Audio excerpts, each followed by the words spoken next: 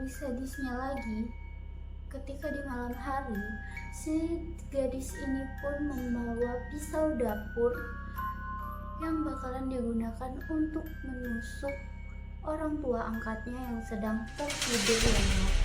Oh my god.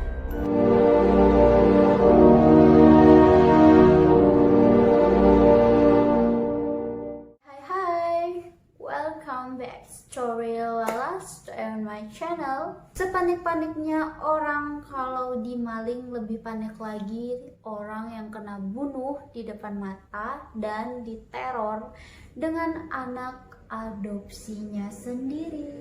Kita santai aja ngebawanya, yang penting kalian ngerti apa yang aku sampaikan. Oke lah, daripada aku banyak koceh, langsung aja it's me Lala, check it out. Again and again, kisah horor pun diangkat dari sebuah kisah nyata. Kasus perbincangan dunia horor kali ini datang dari seorang good parents, pasangan suami istri, Michael Burnett and Christine. Mereka mengadopsi seorang little girl yang berasal dari Ukraina. Karena keluarga ini sangat berbudi pekerti yang baik, dia mengadopsi anak-anak untuk dididiknya menjadi orang yang berguna bagi nusa dan bangsa. Anyway, little girl ini is named Natalia Grace. Pada tahun 2010, si Michael Burnett and Christine ini mengadopsi anak dari Ukraina. Di identitas bahwa si Natalia ini berasal dari Ukraina dan dia harus dikembalikan ke panti asuhan karena orang tuanya itu memiliki alasan yang sangat rahasia. Anyway, si Christine and Michael Burnett pun mengadopsi Natalia Grace pada tahun 2010. Awalnya ya senang ya mereka mengadopsi si Natalie, dan kalau kalian tahu kasusnya si Natalie ini adalah real story dari film Orphan. Kalau kalian pernah nonton film Orphan, nah nyambung nih cerita Natalie sama si cerita Orphan yang dianya gadis kecil ternyata usianya 35 tahun. Dia jatuh cinta dengan bapak adopsinya, karena cintanya ditolak pun dia membunuh bapak angkatnya, kemudian dia menyiksa adik-adik angkatnya juga. Dan ending ceritanya ya mereka bertempurlah antara ibu angkat sama si anak angkat. Begitu juga cerita dari si kejadian yang dialami oleh pasangan suami istri good parent ini. Ya mereka adopsi lah ya, itu anak kerasuan iblis itu, aduh. Cerita pun berlanjut ketika Natalie udah sah, emang bener-bener sah diadopsi dengan Michael Burnett dan Christine. Okay my son, welcome to your house. Ini adalah rumah kamu dan ini adalah adik-adik kamu dan kami adalah orang tua kamu. Semoga kamu menjadi anak yang baik. Oh, very good. One day, si Natalie diajak liburan ke pantai bareng adik-adiknya dan Michael sama si Christine. Ketika mereka lagi istirahat, si Natalie ini rewel ya, pengen Mom, aku pengen ke bibir pantai, aku ingin ngelihat pantai lebih dekat lagi. But mamanya si Natalie ini bilang, nanti dulu ya, sabar, mama lagi istirahat, mama sama papa capek banget, jadi mama sama papa mau duduk dulu. Tapi si Natalie ini langsung berlari ke bibir pantai. Di sini mengandung kecurigaan. Why? Ketika diadopsi, orang panti asuhan yang mengurus si Natalie mengatakan bahwa si Natalie ini memiliki penyakit langka yang bernama dwarfism. Penyakit itu pun memiliki kelainan pertumbuhan tulang yang mengakibatkan si Natalie ini sulit untuk berjalan. Tetapi ketika di momen di pantai itu, Natalie ini langsung berlari ke bibir pantai dan mengundang kecurigaan pada good parent ini. Aku jelasin sedikit ya, mungkin kalian bertanda tanya dan bingung itu dwarfism apa. Oke, dwarfism itu adalah penyakit kelainan tulang di mana penderitanya itu memiliki tubuh yang kerdil seperti si Natalie. Tubuhnya itu palingan cuman tingginya itu 91 cm ya, nggak nyampe 100 cm. Dan kalau kalian menonton film Disney Snow White, itu kan ada 7 kurcaci. Kurcaci lala, bukan curcaci. Oke, sorry. 7 kurcaci. Nah, 7 kurcaci itu adalah ciri-ciri orang dwarfism. Dwarfism itu bisa jadi wajahnya itu baby face kayak aku. Dan bisa juga tua kayak si dia. Oh my god, ngehujat orang aja. Oke, lanjut. Anyway, one day salah satu dari mereka ini mendapatkan sebuah tanda tanya besar dari celana dalamnya si Natalie. Apa? Iya, si Burnett menemukan celana dalam Natalie di tong sampah. Itu kayaknya sengaja dibuang ya. Oh, enak orang kaya. Ternyata bukan begitu, mereka pun melihat bahwa celana dalam itu ada bercak darah. Darah itu bukanlah luka dari kelaminnya si Natalie. Darah itu adalah bercak darah menstruasi atau haid. Natalie kan umurnya baru 6 tahun, Bo. Kok bisa haid? Nih ya, umur anak perempuan haid itu paling cepat itu 9 tahun. Nah, itu udah subur banget. Dan paling lambat itu mungkin sekitaran 12 tahun atau 13 tahun, bahkan 15 tahun. Ada tuh teman aku, dia baru datang haid ketika usianya dia itu 15 masuk 16. Itu paling lama. Tapi kalau 6 tahun kayaknya impossible. Siapa sih sebenarnya si Natalie? Oke, lanjut lagi.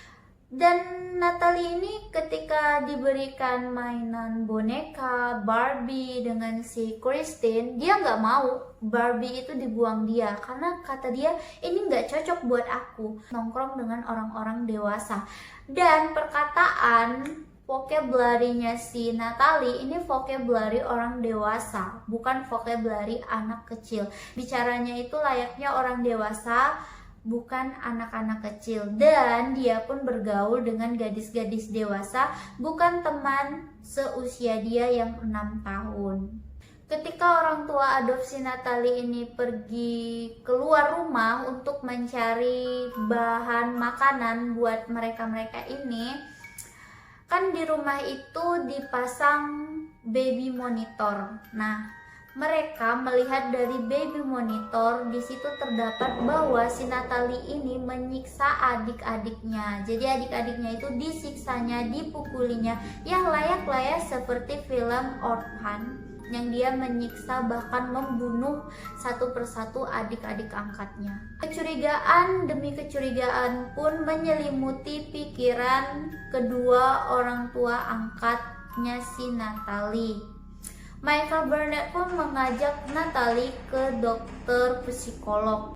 Ketika pemeriksaannya keluar, dokter pun menerangkan bahwa si Natalie ini bukanlah gadis kecil berusia 6 tahun, melainkan anak dewasa berusia 22 tahun. Michael Burnett pun kaget dengan apa yang dijelaskan oleh sang dokter. Dan dokter pun juga menjelaskan bahwa si Natalie ini memiliki penyakit langka yang bernama dwarfism, sehingga dia seperti anak kecil, boncel, dan memiliki muka yang baby face. Kayak aku kan baby face. Sudahlah. Lanjut cerita. Dan Burnett pun karena sudah ketahuan ya bahwa si Natalie ini usianya udah 22 tahun. Ternyata sebelum dilakukan pemeriksaan itu, si Natalie ini makin menjadi-jadi nih anak kerasuan iblis ini. Ketika di malam hari, dianya mengambil pisau dapur lalu nuju ke kamar kedua orang tua angkatnya. Lagi enak-enakan tidur, mimpi indah liburan ke London. Si Natalie ini membuka pintu mereka dengan pelan-pelan banget dan katanya memegang pisau. Dia ingin menghabisi nyawa kedua orang tua angkatnya. Nah, di situ kayaknya rencana si Natalie itu gagal ya. Rencana Natalie gagal dan orang tuanya ini berinisiatif buat menyimpan benda-benda tajam yang ada di rumah. Takutnya nanti ketika mereka lagi tidur lelap, encesnya berkeliaran kemana-mana, tiba-tiba nyawanya hilang, udah ke rahmatullah. In the morning, si Christine ini membuat secangkir teh untuk sarapan roti. Dan Natalie ini jahil ya anaknya, entah apa lagi pikiran dia itu. Dimasukkannya racun ke dalam teh yang mau diminum oleh si Christine. Christine pun mengatakan, "Why? Kenapa kamu memasukkan racun ke cangkir mama, nak? Apa salah mama?" Natalie pun menjawab dengan ketawa, "This is happy. I like this." Mom, aku suka kalau mama itu mati. Oh my god, si Natalie, apa sih di pikiran kamu? Di situ pun Christine mulai takut dengan kejiwaan gilanya si Natalie. Si Christine pun berinisiatif buat ngebawa si Natalie ini ke dokter psikolog. Nah, itulah tadi yang dibawa sama si Bernard. Ternyata Natalie ini memiliki kelainan psikologis. Ya bisa dibilang Natalie ini selain dwarfism, dia juga psycho. Di suatu hari juga, tadi si Christine belum tewas ya dengan teh racunnya. Diseret sama si Natalie ke pagar listrik. Christine itu ditarik rambutnya, ditarik sama si Natalie, mau ditempelkan ke pagar listrik. Untungnya si Christine berhasil selamat dari maut tersebut. Christine pun langsung ini anak kayaknya bahaya, ini nggak bisa dibiarin, dia harus diterapi, dia harus diobatin. Nah, dari situlah udah ketahuan sifat aslinya si Natalie, dan dari situ juga ketahuan bahwa si Natalie ini bukanlah little girl, melainkan gadis dewasa yang berusia 22 tahun. Karena bukti itu cukup menerangkan bahwa Natalie ini orang dewasa, Michael, Bernard, dan Christine dan anak angkat lainnya juga memilih memisahkan diri dari si Natalie, karena si Bernard juga berpikiran bahwa si Natalie ini adalah gadis dewasa yang sudah mampu memenuhi kebutuhan hidupnya sehari-hari, dan dia pun juga dikuliahkan oleh si Michael Bernard. Nah, jadi si Natalie ini dipindahkanlah ke salah satu apartemen di India. Si Bernard ini mengurus semua hak asasinya, hak sosialitasnya si Natalie, seperti identitasnya si Natalie, ya bisa dibilang KTP lah ya. Terus juga mendapatkan kupon makanan setiap minggunya. Sudah itu semua dibiayain, kuliahnya juga dibiayain. Kurang apa coba good parent ini? Tapi kenapa si Natalie nakal banget? Mereka juga pindah rumah, biarkanlah si Natalie hidup sendirian mandiri di India. Tak berapa lama selang kejadian itu, si Natalie ini menelpon 911. Kayaknya si Natalie ini dendam banget ya sama good parent. Aduh, kira-kira apa lagi ya yang dibuat si Natalie? Dia pun menelpon polisi dan mengatakan, "Aku anak kecil yang ditelantarkan oleh kedua orang tua adopsiku. Aku disewakan apartemen dan aku mengurus diri aku sendiri selama 3 tahun. Padahal aku adalah anak yang berusia 6 tahun. Padahal saat itu akte Natalie ini udah diubah dan usianya juga bukan 6 tahun, bahkan 22 tahun ya. Tapi si Natalie ini dia pengen banget menjadi anak kecil biar bisa menipu orang lain. Tapi ya yang didapatkan Natalie itu bukan uang, melainkan nyawa orang yang hampir melayang dibuatnya. Again. Polisi pun menangkap Christine and Michael Burnett dengan tuduhan menelantarkan anak-anak usia 6 tahun. Michael Burnett ini sudah menjelaskan kepada polisi kepada polisi kalau si Natalie itu bukanlah anak kecil, dia adalah orang dewasa yang sudah mampu menghidupi dirinya sendiri. Tetapi bukti-bukti yang diberikan oleh si Burnett itu tidak mendukung, malah dianya dituduh memalsukan akte kelahirannya si Natalie. Akhirnya mereka pun disidang. Bagaimana kabarnya si Natalie, gadis kerasukan iblis itu? Natalie pun kembali lagi ke rumah panti asuhan dan dia pun diadopsi kembali oleh kedua orang tua angkat adopsinya yang baru ya. Nah, di situ melihat bahwa si Natalie ini sangat bahagia sekali dengan orang tua barunya. Kalian boleh bahagia-bahagia ya bersama Natalie. Belum aja kejadiannya kayak keluarga yang sebelum-sebelumnya. Oke guys, itu tadilah real story dari film Orphan yang emang terjadi di kisah nyatanya. Cukup sekian dan terima kasih udah nonton dan nungguin story Lala di next story, next story-nya lagi.